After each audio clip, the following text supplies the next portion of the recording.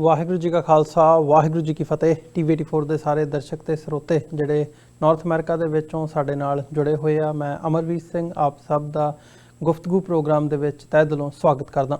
Viewers, ਅੱਜ ਅਸੀਂ ਦਿੱਲੀ ਦੀਆਂ ਚੋਣਾਂ ਦੇ ਉੱਤੇ ਵਿਚਾਰ ਚਰਚਾ ਕਰਾਂਗੇ। ਦਿੱਲੀ ਦੀਆਂ ਚੋਣਾਂ ਜਿਹਦੇ ਤੇ ਸਾਰਾ ਜਿਹੜਾ ਧਿਆਨ ਹੈਗਾ ਉਹ ਪਿਛਲੇ ਕਈ ਦਿਨਾਂ ਦਾ ਫੋਕਸ ਕੀਤਾ ਹੋਇਆ ਸੀ, ਸਾਰਿਆਂ ਦਾ ਹੀ, ਈਵਨ ਮੀਡੀਆ ਤੱਕ। ਇੱਥੇ ਜਿਹੜਾ ਸ਼ਾਹੀਨ ਬਾਗ ਦੇ ਵਿੱਚ ਜਿਹੜਾ ਪ੍ਰੋਟੈਸਟ ਹੋ ਰਿਹਾ ਸੀ ਉਹ ਕਿਵੇਂ ਮੁੱਦਾ ਬਣਾਇਆ ਗਿਆ ਬੀਜੇਪੀ ਦੇ ਵੱਲੋਂ। ਪਾਕਿਸਤਾਨ ਨੂੰ ਲੈ ਕੇ ਜਿਹੜੀ ਪੋਲਰਾਈਜੇਸ਼ਨ ਦੀ ਨੀਤੀ ਹੈ ਉਹਨੂੰ ਇੱਕ ਵੱਡੇ ਲੈਵਲ ਤੇ ਪ੍ਰਚਾਰਿਆ ਗਿਆ ਤੇ ਉਸ ਨੂੰ ਇਸ਼ੂ ਬਣਾਇਆ ਗਿਆ, ਜਦਕਿ ਦੂਜੇ ਪਾਸੇ ਅਰਵਿੰਦ ਕੇਜਰੀਵਾਲ, ਜਿਨ੍ਹਾਂ ਨੂੰ ਇਹ ਚੋਣ ਨਤੀਜਿਆਂ ਦੇ ਵਿੱਚ 70 ਦੇ ਵਿੱਚੋਂ 62 ਸੀਟਾਂ ਮਿਲੀਆਂ ਨੇ, ਉਹਨਾਂ ਨੇ ਡਿਵੈਲਪਮੈਂਟ ਦਾ ਇਸ਼ੂ, ਐਜੂਕੇਸ਼ਨ ਦਾ ਇਸ਼ੂ ਜਾਂ ਇਨਫਰਾਸਟਰਕਚਰ ਜਿਹੜਾ ਕਿ ਉਹਨਾਂ ਨੇ ਡਿਵੈਲਪ ਕੀਤਾ ਉਸ ਨੂੰ ਜਿਹੜਾ ਹੈਗਾ ਉਹ ਲੋਕਾਂ ਦੇ ਵਿੱਚ, ਇਸ ਏਜੰਡੇ ਨੂੰ ਲੈ ਕੇ ਲੋਕਾਂ ਦੇ ਵਿੱਚ ਗਏ। ਬੀਜੇਪੀ ਨੂੰ ਜਿਹੜੀਆਂ ਨੇ 8 ਸੀਟਾਂ ਮਿਲੀਆਂ ਨੇ, ਅਰਵਿੰਦ ਕੇਜਰੀਵਾਲ ਦੀ ਆਮ ਆਦਮੀ ਪਾਰਟੀ ਜਿਹੜੀ ਕਿ ਜੇਤੂ ਹੋਈ ਹੈ ਉਹਨਾਂ ਨੂੰ 62 ਸੀਟਾਂ ਇਹ ਸਾਰੇ ਪਾਰਟ ਦੇ ਵਿੱਚ ਹਾਸਲ ਹੋਈਆਂ ਨੇ, ਤੇ ਕਾਂਗਰਸ ਪਾਰਟੀ ਜਿਹੜੀ ਹੈ ਉਹ 0 ਤੇ 0 ਦੇ ਉੱਤੇ ਉਹਨਾਂ ਦੀਆਂ ਜ਼ਮਾਨਤਾਂ ਬਹੁਤਾਤ ਦੀਆਂ 63 ਜਿਹੜੇ ਉਹਨਾਂ ਦੇ ਉਮੀਦਵਾਰ ਸੀ ਉਹਨਾਂ ਦੀਆਂ ਜ਼ਮਾਨਤਾਂ ਤੱਕ ਜ਼ਬਤ ਹੋਈਆਂ ਨੇ। ਜਿੱਥੇ ਇਹ ਸਾਰੇ ਅੰਕੜੇ ਮੀਡੀਆ ਦੇ ਵਿੱਚ ਸਾਰੇ ਕਿਤੇ ਇਸ ਵਕਤ ਨਸ਼ਰ ਹੋ ਰਹੇ ਆ, ਦੇਖੇ ਜਾ ਸਕਦੇ ਆ, ਉੱਥੇ ਹੀ ਇੱਕ ਜਿਹੜਾ ਇਸ਼ੂ ਹੈਗਾ ਵੀ ਇਸ ਸਾਰੇ ਦੇ ਵਿੱਚ ਜਿਹੜਾ ਇੱਕ ਗੱਲ ਉੱਭਰ ਕੇ ਸਾਹਮਣੇ ਆਉਂਦੀ ਹੈ ਵੀ ਜਿਹੜੀ ਪੋਲਰਾਈਜੇਸ਼ਨ ਦੀ ਨੀਤੀ ਜਿਹੜੀ ਹੈ ਬੀਜੇਪੀ ਵੱਲੋਂ ਜਿਹੜੀ ਪ੍ਰਚਾਰੀ ਗਈ ਸੀ, ਕੀ ਉਹ ਨਫ਼ਰਤ ਦੀ ਰਾਜਨੀਤੀ ਦਾ ਅੰਤ ਮੰਨਿਆ ਜਾ ਸਕਦਾ ਹੈ, ਜਾਂ ਕੀ ਇਹ ਕਿਹਾ ਜਾ ਸਕਦਾ ਹੈ ਵੀ ਜਿਹੜਾ CAA ਸਿਟੀਜ਼ਨਸ਼ਿਪ ਅਮੈਂਡਮੈਂਟ ਐਕਟ ਦਾ ਇਸ਼ੂ ਉਭਾਰਿਆ ਗਿਆ ਸੀ, NPR ਤੇ NRC ਦਾ ਇਸ਼ੂ ਸਾਰਾ ਸੀ, ਕਿ ਉਹਦੇ ਖਿਲਾਫ ਇਸ ਚੋਣ ਨਤੀਜੇ ਨੂੰ ਫਤਵਾ ਮੰਨਿਆ ਜਾ ਸਕਦਾ ਹੈ।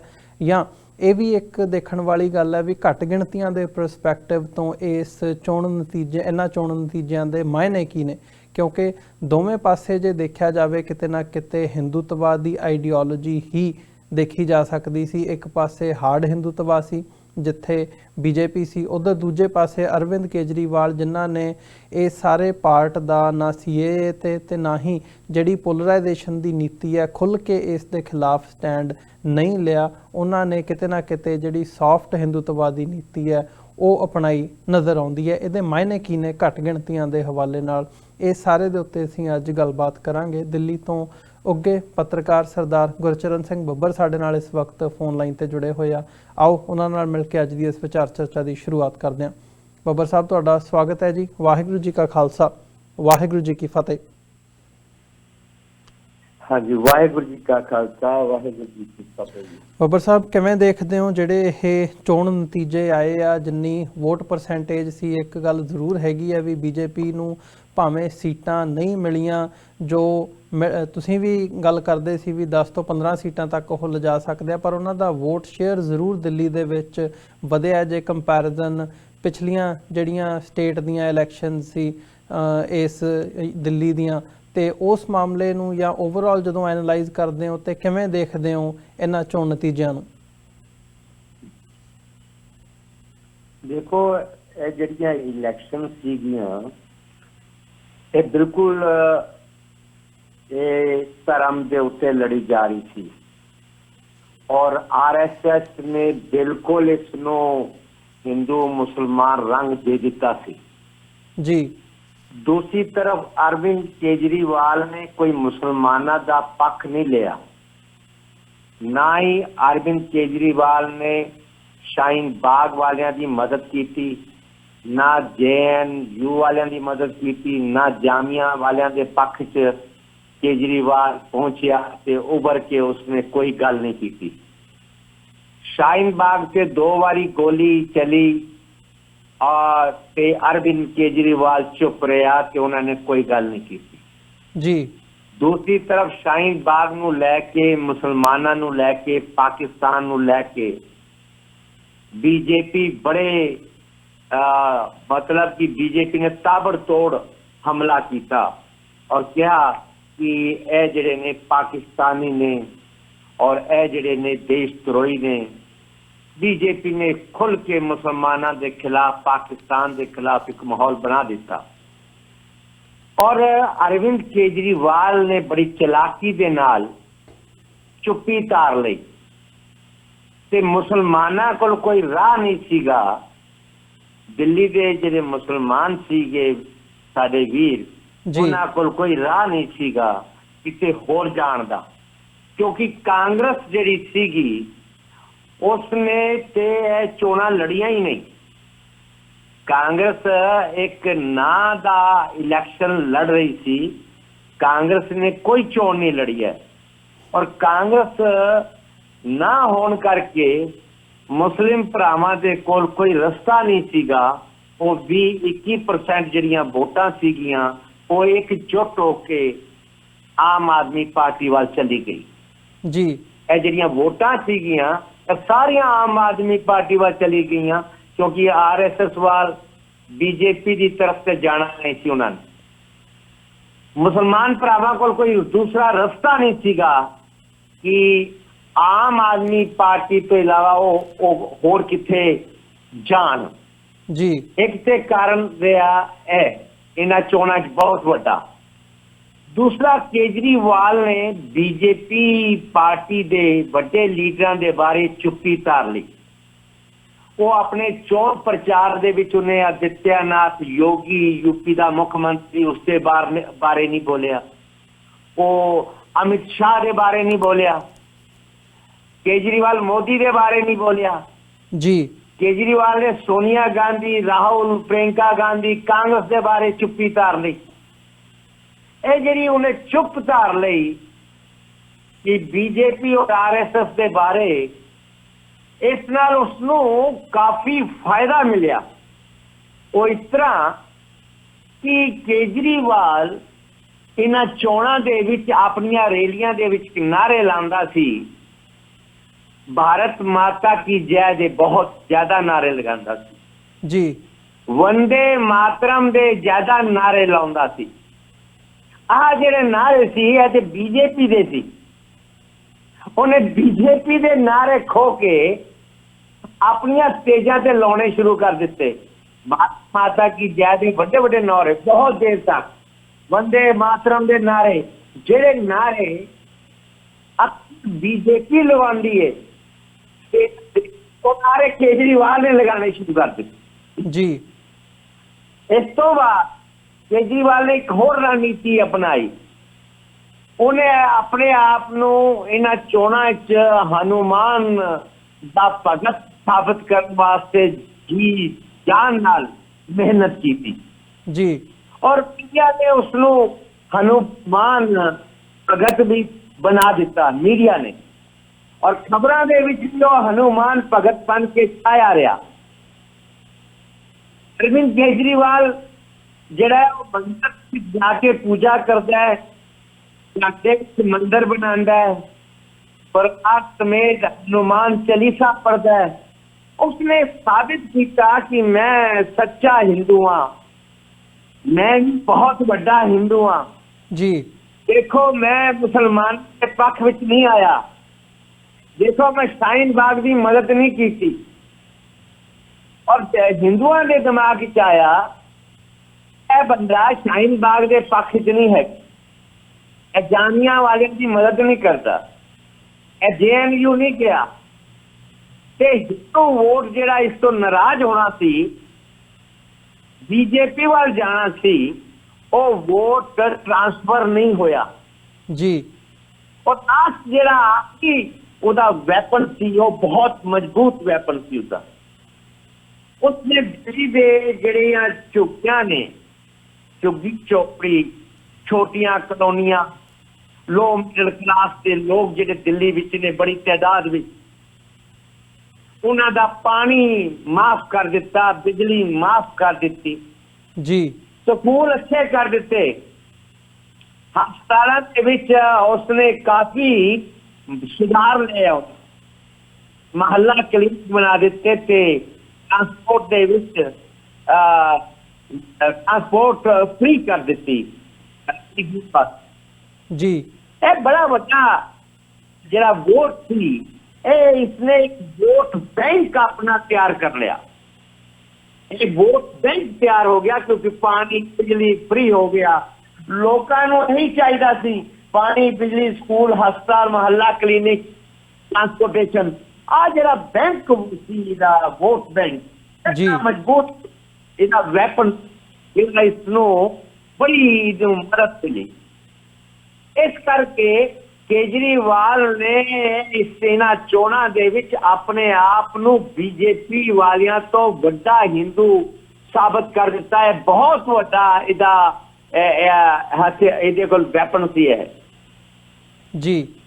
ਮੈਂ ਇਹਨਾਂ ਚੋਣਾਂ ਦੇ ਵਿੱਚ ਦੇਖਿਆ ਔਰ ਦਿੱਲੀ ਦੇ ਜਿਹੜੇ ਲੋਕ ਸਨ ਉਹਨਾਂ ਨੂੰ ਬਹੁਤ ਵੱਡੀ ਗਿਣਤੀ ਦੇ ਵਿੱਚ ਇਸ ਗੱਲ ਦੀ ਸੀ ਕਿ ਜੇ ਅਰਵਿੰਦ ਕੇਜਰੀਵਾਲ ਦੁਬਾਰਾ ਨਹੀਂ ਆਇਆ ਤੇ ਪਾਣੀ, ਬਿਜਲੀ, ਸਕੂਲ, ਹਸਪਤਾਲ ਦੀਆਂ ਜਿਹੜੇ ਸਾਨੂੰ ਬਹੁਤ ਵੱਡੀ ਰਾਹਤ ਮਿਲੀ ਹੋਈ ਹੈ ਇਹ ਸਾਡੀ ਫਿਰ ਕਿੱਥੇ ਚਲੀ ਨਾ ਜਾਏ।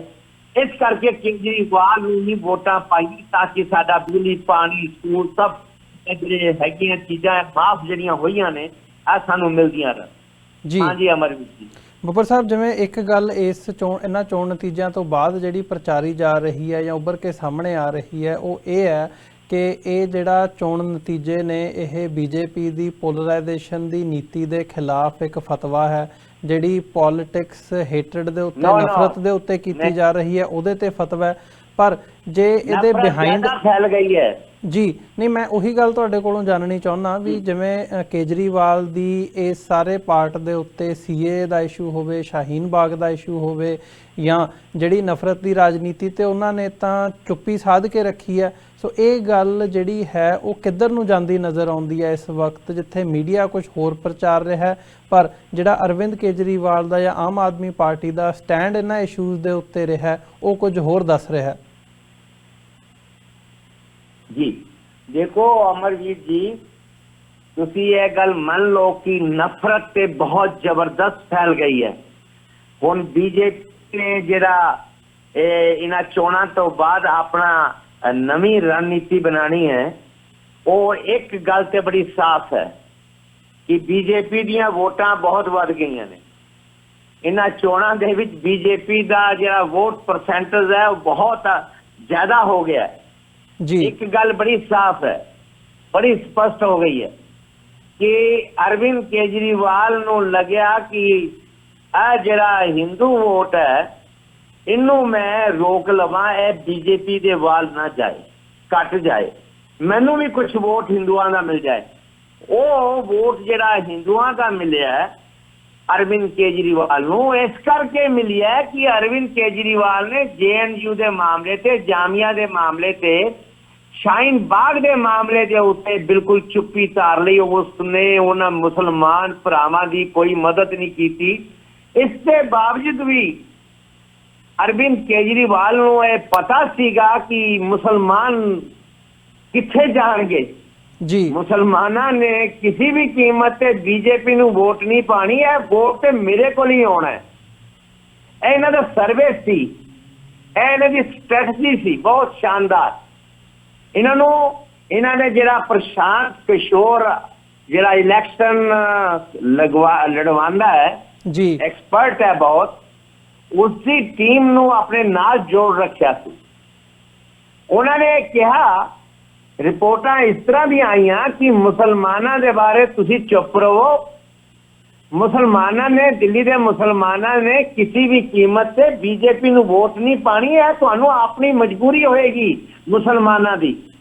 ਮੁਸਲਮਾਨਾਂ ਨੇ ਬੀਜੇਪੀ ਨੂੰ ਹਰਾਣਾ ਹੈ ਜੀ। ਇਸ ਕਰਕੇ ਮੁਸਲਮਾਨ ਤੁਹਾਨੂੰ ਆਪਣੇ ਆਪ ਤੁਹਾਨੂੰ ਦਬ ਕੇ ਵੋਟਾਂ ਪਾਣਗੇ। ਇਹੀ ਹੋਇਆ ਕਿ ਮੁਸਲਮਾਨਾਂ ਨੇ ਬੀਜੇਪੀ ਨੂੰ ਹਰਾਉਣ ਦੇ ਵਾਸਤੇ एकजुट होके आम आदमी पार्टी नूं यानी कि केजरीवाल की पार्टी नूं वोटां पाईयां। ਇਹ ਵੋਟਾਂ ਉਸ ਨੂੰ ਜਿਤਾ ਗਈਆਂ जी। ਇਸ ਕਰਕੇ ਕਿਉਂਕਿ ਉਹ ਜਿਹੜਾ ਉਹਨੇ ਫ੍ਰੀ ਦਾ ਮਾਮਲਾ ਸ਼ੁਰੂ ਕਰ ਰੱਖਿਆ ਸੀ ਉਹ ਉਸਦਾ ਵੋਟ ਬੈਂਕ ਸੀ,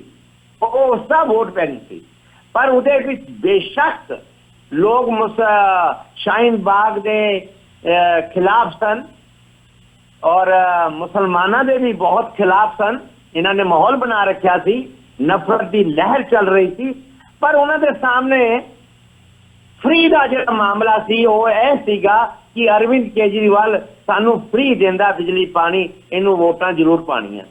ਇੱਕ ਫ੍ਰੀ ਦਾ ਵੋਟ ਬੈਂਕ ਮਿਲ ਗਿਆ, ਇੱਕ ਮੁਸਲਮਾਨਾਂ ਦਾ ਵੋਟ ਆ ਗਿਆ ਆਪਣੇ ਆਪ, ਤੇ ਤੀਸਰਾ ਅਰਵਿੰਦ ਕੇਜਰੀਵਾਲ ਨੇ ਆਪਣੇ ਆਪ ਨੂੰ ਹਨੂਮਾਨ ਭਗਤ ਸਾਬਤ ਕਰ ਦਿੱਤਾ। ਮੰਦਰ ਜਾ ਕੇ ਪੂਜਾ ਕਰਕੇ ਹਨੂਮਾਨ ਚਾਲੀਸਾ ਪੜ੍ਹ ਕੇ ਆਪਣੇ ਆਪ ਨੂੰ ਸਾਬਤ ਕੀਤਾ ਕਿ ਦੇਖੋ ਮੈਂ ਬਹੁਤ ਵੱਡਾ ਹਨੂਮਾਨ ਭਗਤ ਹਾਂ, ਮੈਂ ਬਹੁਤ ਵੱਡਾ ਹਿੰਦੂ ਹਾਂ, ਮੈਂ ਵੀ ਬੀਜੇਪੀ ਦੀ ਤਰ੍ਹਾਂ ਵੱਡਾ ਹਿੰਦੂ ਹਾਂ। ਇਹ ਜਿਹੜਾ ਉਸਨੇ ਆਪਣੇ ਆਪ ਨੂੰ ਹਿੰਦੂ ਸਾਬਿਤ ਕੀਤਾ, ਇਸ ਦੇ ਨਾਲ ਨਾਲ ਇਸਨੇ ਬੜੀ ਅੱਛੀ ਰਣਨੀਤੀ ਨਾਲ ਸਟੇਜ ਤੇ ਆਉਂਦਿਆਂ ਹੀ ਕਿਹਾ ਬੰਦੇ ਮਾਤਰਮ, ਭਾਰਤ ਮਾਤਾ ਕੀ ਜੈ। ਇਹ ਨਾਰੇ ਬੀਜੇਪੀ ਦੇ ਸਨ, ਇਹ ਨਾਰਿਆਂ ਨੇ ਵੀ ਇਸ ਨੂੰ ਬੜਾ ਫਾਇਦਾ ਦਿੱਤਾ। ਅਸਲ ਦੇ ਵਿੱਚ ਇਹ ਚੋਣਾਂ ਦਿੱਲੀ ਦੀਆਂ ਨਫ਼ਰਤ ਦੀ ਰਾਜਨੀਤੀ ਜਿਹੜੀ ਹੈ ਉਹ ਇਹਨਾਂ ਚੋਣਾਂ 'ਚ ਹਾਵੀ ਰਹੀ ਹੈ। ਲੋਕਾਂ 'ਚ ਨਫ਼ਰਤ ਫੈਲ ਗਈ ਹੈ ਔਰ ਲੋਕਾਂ ਦਾ ਜਿਹੜਾ ਬੁਖਾਰ ਹੈ ਉਹ ਬੜਾ ਜ਼ਿਆਦਾ ਹੋ ਗਿਆ। ਲੋਕਾਂ ਦੇ ਵਿੱਚ ਬੁਖਾਰ ਨਫ਼ਰਤ ਦਾ, ਹਿੰਦੂ ਔਰ ਮੁਸਲਮਾਨਾਂ ਦੇ ਵਿੱਚ ਇੱਕ ਲਕੀਰ ਜਿਹੜੀ ਹੈ ਖਿੱਚੀ ਗਈ ਹੈ। ਆਉਣ ਵਾਲੇ ਦਿਨ ਮਰਵੀਰ ਜੀ, ਆਉਣ ਵਾਲੇ ਦਿਨ ਜੀ ਤੁਸੀਂ ਦੇਖਣਾ ਹਿੰਦੁਸਤਾਨ ਦੇ ਵਿੱਚ ਬੀਜੇਪੀ ਦੀ ਸਰਕਾਰ ਨੇ ਮੁਸਲਮਾਨਾਂ ਦੇ ਉੱਤੇ ਬੜੀ ਸਖਤੀ ਕਰਨੀ ਹੈ। ਸ਼ਾਹੀਨ ਬਾਗ ਨੂੰ ਲੈ ਕੇ ਸਖਤੀ ਕਰਨੀ ਹੈ, NRC ਦੇ ਮਾਮਲੇ ਤੇ ਕਰਨੀ ਹੈ, ਸਿਟੀਜ਼ਨ ਅਮੈਂਡਮੈਂਟ ਬਿੱਲ ਦੇ ਉੱਤੇ ਕਰਨੀ ਹੈ। ਇਹਨਾਂ ਜਿੱਥੇ ਧਰਨੇ ਲੱਗੇ ਹੋਏ ਨੇ, ਜਿੱਥੇ ਮੁਸਲਮਾਨ ਭਰਾਵਾਂ ਨੇ ਮੂਵਮੈਂਟ ਚਲਾ ਰੱਖੀ ਹੈ ਦੇਸ਼ ਭਰ ਦੇ ਵਿੱਚ, ਉਹਨੂੰ ਸਖਤੀ ਨਾਲ ਕੁਚਲਣਾ ਹੈ। ਕਿਉਂਕਿ ਬੀਜੇਪੀ ਨੂੰ ਸਮਝ ਆ ਗਈ ਹੈ ਹਿੰਦੁਸਤਾਨ ਦਾ ਜਿਹੜਾ ਹਿੰਦੂ ਹੈ ਉਹ ਸਾਡੇ ਨਾਲ ਖੜਾ ਹੈ ਜੀ। ਇਸ ਦੇਸ਼ ਵਿੱਚ ਰਾਜ ਉਹੀ ਕਰਨਗੇ, ਇਸ ਦੇਸ਼ ਵਿੱਚ ਰੂਲ ਉਹੀ ਕਰਨਗੇ ਜਿਹੜੇ ਹਿੰਦੂ ਦੀ ਤਰਫ ਖੜੇ ਹੋਣਗੇ। ਕਿਉਂਕਿ ਹਿੰਦੁਸਤਾਨ ਦੇ ਵਿੱਚ ਸਵਾ ਅਰਬ, ਤੁਸੀਂ ਦੇਖੋ ਸਵਾ ਅਰਬ ਦੇ ਲਗਭਗ ਜਿਹੜਾ ਹਿੰਦੂ ਹੈ ਉਹ ਇਕਜੁੱਟ ਹੋ ਰਿਹਾ ਹੈ। ਉਹ ਜਿਹੜੀ ਮਰਜ਼ੀ ਪਾਰਟੀ ਆ ਜਾਏ ਇਸ ਦੇਸ਼ ਵਿੱਚ, ਜਿਹੜੀ ਹਿੰਦੂ ਦੀ ਗੱਲ ਕਰੇਗੀ, ਜਿਹੜੀ ਹਿੰਦੂ ਰਾਸ਼ਟਰ ਦੀ ਗੱਲ ਕਰੇਗੀ, ਜਿਹੜੀ ਮੰਦਰਾਂ ਦੀ ਗੱਲ ਕਰੇਗੀ ਜੀ, ਜਿਹੜੀ ਮੁਸਲਮਾਨਾਂ ਦੇ ਖਿਲਾਫ ਬੋਲੇਗੀ, ਜਿਹੜੀ ਪਾਕਿਸਤਾਨ ਦੇ ਖਿਲਾਫ ਬੋਲੇਗੀ, ਉਹ ਪਾਰਟੀ ਹੀ ਇਸ ਦੇਸ਼ ਤੇ ਰਾਜ ਕਰੇਗੀ। ਐਸਾ ਵਾਤਾਵरण ਬਣਦਾ ਜਾ ਰਿਹਾ ਔਰ ਬਣ ਚੁੱਕਿਆ। ਹਾਂਜੀ ਜੀ ਬਿਲਕੁਲ ਬੱਬਰ ਸਾਹਿਬ, ਜਿਹੜੀ ਤੁਸੀਂ ਗੱਲ ਕੀਤੀ ਹੈ ਵੀ ਇਹ ਦੋਵੇਂ ਪਾਸੇ ਹੀ ਜਿਹੜੀ ਹਿੰਦੂਤਵਾਦੀ ਪੋਲਿਟਿਕਸ ਸੀ ਉਹੀ ਨਜ਼ਰ ਆ ਰਹੀ ਸੀ। ਇੱਕ ਪਾਸੇ ਜਿਹੜੀ ਸਖਤੀ ਦੇ ਨਾਲ ਲਾਗੂ ਕੀਤਾ ਜਾ ਰਿਹਾ ਸੀ ਤੇ ਅਰਵਿੰਦ ਕੇਜਰੀਵਾਲ ਨੇ ਉਸ ਦੇ ਉੱਤੇ ਨਰਮ ਸਟੈਂਡ ਲਿਆ। ਲੱਗਦਾ ਇਹ ਜਿਹੜੀਆਂ ਸਾਰੀਆਂ ਖਬਰਾਂ ਨੇ ਹੀ ਇੰਡੀਕੇਟ ਕਰਦੀਆਂ ਨਜ਼ਰ ਆਉਂਦੀਆਂ ਨੇ। ਪਰ ਇਹਦਾ ਜਿਹੜਾ ਇੰਪੈਕਟ ਹੈਗਾ, ਇੱਕ ਹੋਰ ਗੱਲ ਵੀ ਉੱਭਰ ਕੇ ਸਾਹਮਣੇ ਆਈ ਵੀ ਅਰਵਿੰਦ ਕੇਜਰੀਵਾਲ ਇੱਕ ਲੀਡਰ ਦੇ ਤੌਰ ਤੇ, ਜਾਂ ਕਿਉਂਕਿ ਪ੍ਰਾਈਮ ਫੋਕਸ ਸੀ ਦਿੱਲੀ ਦੇ ਉੱਤੇ, ਉਹ ਮਮਤਾ ਬੈਨਰਜੀ ਹੋਣ ਜਾਂ ਸਾਊਥ ਦੇ ਲੀਡਰ ਸਟਾਲਿਨ ਤੋਂ ਲੈ ਕੇ ਅਦਰਵਾਈਜ਼ ਹੋਣ, ਸਾਰਿਆਂ ਨੇ ਵਧਾਈਆਂ ਦਿੱਤੀਆਂ ਨੇ ਅਰਵਿੰਦ ਕੇਜਰੀਵਾਲ ਨੂੰ। ਸੋ ਇਹਦਾ ਜਿਹੜਾ ਇੰਪੈਕਟ ਆ ਦਿੱਲੀ ਦੀਆਂ ਚੋਣ ਨਤੀਜਿਆਂ ਦਾ, ਉਹ ਹੋਰ ਸੂਬਿਆਂ ਦੇ ਵਿੱਚ ਪੈਣ ਦੇ ਅਸਾਰ ਵੀ ਜਿਹੜੇ ਨੇ ਉਹਦੀਆਂ ਕਿਆਸਰਾਈਆਂ ਲਾਈਆਂ ਜਾ ਰਹੀਆਂ ਨੇ। ਇਹਨੂੰ ਕਿਵੇਂ ਦੇਖਦੇ ਹੋ ਵੀ ਇਹ ਚੋਣ ਨਤੀਜੇ ਆਉਣ ਵਾਲੇ ਸਮੇਂ ਦੇ ਵਿੱਚ ਕੀ ਇੰਪੈਕਟ ਇਹਨਾਂ ਦਾ ਹੋਵੇਗਾ ਦੂਜੇ ਸੂਬਿਆਂ ਦੀ ਇਲੈਕਸ਼ਨਸ ਦੇ ਉੱਤੇ, ਤੇ ਵਿਸ਼ੇਸ਼ ਕਰਕੇ ਜੇ ਪੰਜਾਬ ਦੀ ਗੱਲ ਵੀ ਨਾਲ ਕਰਨੀ ਹੋਵੇ? ਦੇਖੋ ਗੱਲ ਸੁਣੋ, ਇਸ ਕਰਕੇ ਬਹੁਤਾ ਅਸਰ ਨਹੀਂ ਪੈਣਾ ਕਿ ਦਿੱਲੀ ਦੀ ਜਿਹੜੀ ਸਰਕਾਰ ਹੈ ਇਹ ਬੜੀ ਲੰਗੜੀ ਜਿਹੀ ਕਮਜ਼ੋਰ ਸਰਕਾਰ ਹੈ। ਤੁਸੀਂ ਇਹਨੂੰ ਏਦਾਂ ਮੰਨੋ ਕਿ ਅਰਵਿੰਦ ਕੇਜਰੀਵਾਲ ਕੋਲ ਸਿਰਫ ਦਿੱਲੀ ਦੇ ਵਿੱਚ 5-6 ਮਹਿਕਮੇ ਨੇ। ਇਸ ਤੋਂ ਇਲਾਵਾ ਦਿੱਲੀ ਵਿੱਚ MCD ਮਿਊਨਿਸਪਲ ਕਾਰਪੋਰੇਸ਼ਨ ਪੂਰੀ ਦਿੱਲੀ ਦੀ ਜਿਹੜੀ ਹੈ ਉਹ ਆਮ ਆਦਮੀ ਪਾਰਟੀ ਦੇ ਕੋਲ ਨਹੀਂ ਹੈ। NDMC new Delhi municipal corporation ਇਹਨਾਂ ਦੇ ਕੋਲ ਨਹੀਂ ਹੈ। DDA ਇਹਨਾਂ ਦੇ ਕੋਲ ਨਹੀਂ ਹੈ। ਦਿੱਲੀ ਪੁਲਿਸ ਇਹਨਾਂ ਦੇ ਕੋਲ ਨਹੀਂ ਹੈ। ਇਹਨਾਂ ਕੋਲ ਤਾਂ 5-6 ਮਹਿਕਮੇ ਨੇ। ਹੈਲਥ ਦਾ ਹੋ ਗਿਆ, ਰੈਵਨਿਊ ਹੋ ਗਿਆ, ਜਿਹੜਾ ਇਨਕਮ ਟੈਕਸ GST ਵਗੈਰਾ ਇਹ ਇਹਨਾਂ ਕੋਲ ਹੋ ਗਿਆ, ਸਕੂਲ ਹੋ ਗਏ, ट्रांसपोर्टेशन हो गई। एक तो इन्हां जी। दे कोल कुछ नहीं है, एक गल। दूसरी गल जिहड़ी बड़ी स्पष्ट है, बीजेपी दे और आरएसएस दे बंदे अंदर खाते बड़े खुश ने। उन्होंने एक थर्मामीटर लगाया दिल्ली दे विच, और थर्मामीटर है कि मुसलमाना के खिलाफ बोलो, पाकिस्तान के खिलाफ बोलो और हिंदू के हक विच बोलो ते राज कर सकते हो। तुहानू राज करन दा तरीका मिल गया जी। मुसलमाना नू गालां कड्डो दब के, पाकिस्तान नू गालां कड्डो दब के, हिंदुआं की गल करो जम के, ते तुसी राज करोगे। ते जिस भी पार्टी ने राज करना है उस पार्टी की मजबूरी बन जाएगी राज करना था। इस करके ए नवे समीकरण नहीं बनने इतनी जल्दी। तो बीजेपी का जरा थिंक टैंक है जी। आरएसएस का जरा थिंक टैंक है वो बड़ा स्ट्रॉन्ग है, बड़ा मजबूत। मोदी अमित शाह की जड़ी है वो कामयाब रही है दिल्ली में। उन्होंने समझ लिया है कि यह पानी बिजली वाला जरा वोट दी है एक वोट बैंक थी जी। इस वोट बैंक ने नहीं जिताया। पानी और बिजली ने अरविंद केजरीवाल को सिर्फ नहीं जिताया, उसका एक हिस्सा तो है कि वोटा बड़िया मजबूत सुनो इस तरफों आई ने, पर सिर्फ पानी बिजली स्कूल करके अरविंद केजरीवाल ने जितया। अरविंद केजरीवाल जिते है वड्डा हिंदू बन के। अरविंद केजरीवाल जिते है मुसलमाना दे बारे चुप रह के। मुसलमाना दे बारे वो हक च बोल नहीं सकता थी जी, और उनका विरोध कर नहीं सकता थी। मुसलमान की मजबूरी थी बीजेपी को हराना। बहुत बड़ा वोट जिहड़ा है लगभग पूरी दिल्ली का, लगभग पूरी कौम ने अपनी केजरीवाल को अपनी मर्जी नाल बिना मंगे वोटां इतनी वोटां दे दी ना कि एक मुसलमान ने एक मुसलमान उसकी पार्टी का वर्कर बन गया। इस तरह वोटां पईयां। वोटां सिर्फ समीकरण बन गए कि वोटां मुसलमाना दियां आ गईयां और बड़ा हिंदू बन के सामने उभर के आ गया। गुजरात अली और दुश्मन की नली इदा दे उन्होंने अपने आप को धार्मिक स्लोगन ले। और तीसरी तरफ जरा फ्री का सिस्टम थी वो वोटां आ गई। उसकी गल रही कि कांग्रेस ने लड़ाई ही नहीं लड़ी। कांग्रेस चाहती थी इलेक्शन बीजेपी हार जाए। अगर असी जोर लगा दिता तो वोटां अरविंद केजरीवाल दियां घट जाएगियां ते बीजेपी पावर विच आ जाएगी जी। इस करके कांग्रेस ने लड़ाई नहीं लड़ी। कांग्रेस लड़ाई लड़ती और 10-15% वोट ले जाती ते अरविंद केजरीवाल को एक भी सीट ना मिलती। सुनिश्चित कर देती बीजेपी। अगर बीजेपी हारी है तो उसका कारण यह भी है कि कांग्रेस ने लड़ाई नहीं लड़ी, कांग्रेस ने इलेक्शन नहीं लड़िया। जे कांग्रेस दियां वोटां 15% आ जांदियां जी, अरविंद केजरीवाल हार गया सी वोटां जी। बिल्कुल, कांग्रेस ने भी जिता दिता, फ्री मामले ने भी जिता दिता, मुसलमाना ने भी जिता दिता। रस्ते जिहड़े ने उहदे खुल गए ते उस पावर दे विच आ गया। और कोई इतनी बड़ी गल नहीं है।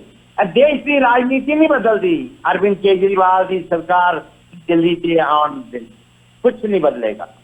पर एक गल साफ है कि जिन्हें इस मुल्क दे विच हुण राज करना है उन्होंने हिंदू की गल करनी पड़ेगी, उसनों मुसलमान नूं गाल करनी पेगी, उसनों उस पार्टी नूं पाकिस्तान के खिलाफ जम के बोलना पेगा। उस पार्टी के लीडर नूं वड्डा लीडर होके साबित करना पड़ेगा। देखो जी मैं जनेऊधारी हाँ, बोधी वाला हाँ, तिलक वाला हाँ, देखो मैं राम भगत हाँ, देखो मैं विष्णु भगत हाँ, देखो मैं शिव जी भगत हाँ, देखो मैं हनुमान भगत हाँ।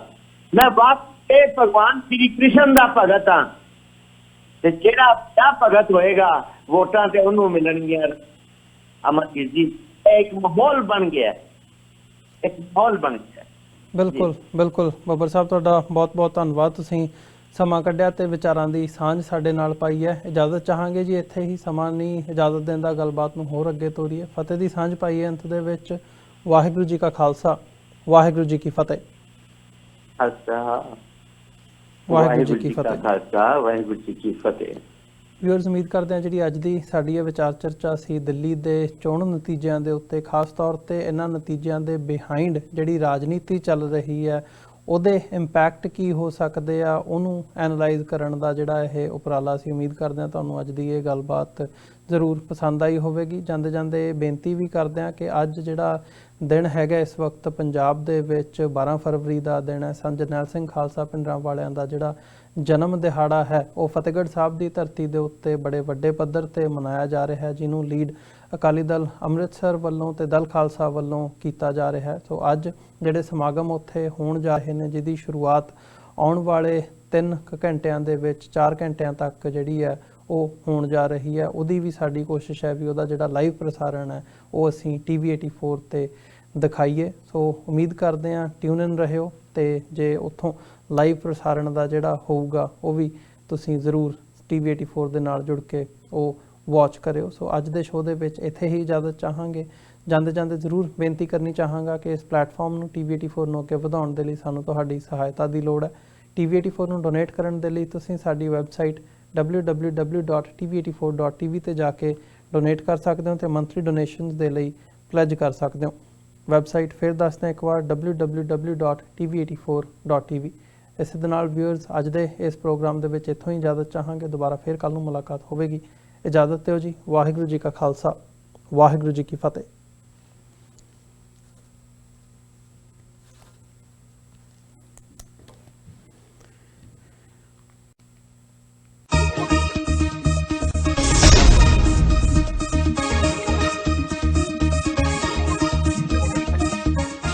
ਕੀ ਤੁਸੀਂ ਆਪਣੇ ਟੈਕਸਿਸ ਨੂੰ ਲੈ ਕੇ